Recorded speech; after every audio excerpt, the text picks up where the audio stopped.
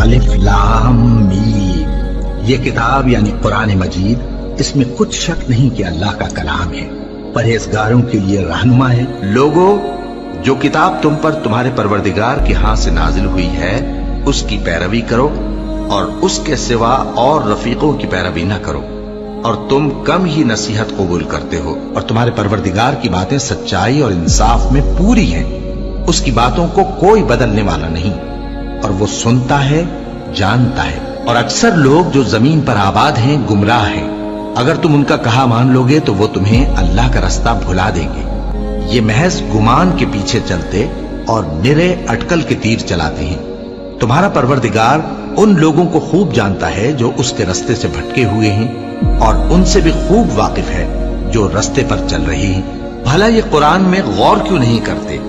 اگر یہ اللہ کے سوا کسی اور کا کلام ہوتا تو اس میں وہ بہت سا اختلاف پاتے۔ اور اے پیغمبر صلی اللہ علیہ وآلہ وسلم، وحی کے پڑھنے کے لیے اپنی زبان کو تیز تیز حرکت نہ دیا کرو کہ اس کو جلد سیکھ لو۔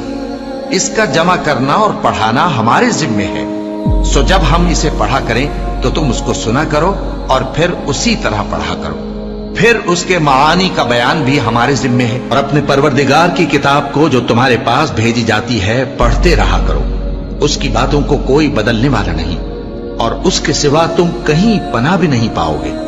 اور جو لوگ صبح و شام اپنے پروردگار کو پکارتے اور اس کی خوشنودی کے طالب ہیں، ان کے ساتھ صبر کرتے رہو، اور تمہاری نگاہیں ان میں سے گزر کر اور طرف نہ دوڑے کہ تم دنیاوی زندگی کی رونقوں کے خواستگار ہو جاؤ۔ اور جس شخص کے دل کو ہم نے اپنی یاد سے غافل کر دیا ہے اور وہ اپنی خواہش کی پیروی کرتا ہے اور اس کا کام حد سے بڑھ گیا ہے، اس کا کہا نہ ماننا۔ اور کہہ دو کہ لوگو، یہ قرآن تمہارے پروردگار کی طرف سے برحق ہے، تو جو چاہے ایمان لائے اور جو چاہے کافر رہے۔ ہم نے ظالموں کے لیے دوزخ کی آگ تیار کر رکھی ہے جس کی قناتیں ان کو گھیر رہی ہوں گی، اور اگر فریاد کریں گے تو ایسے کھولتے ہوئے پانی سے ان کی داد رسی کی جائے گی جو پگھلے ہوئے تانبے کی طرح گرم ہوگا، اور جو ان کے چہروں کو بھون ڈالے گا۔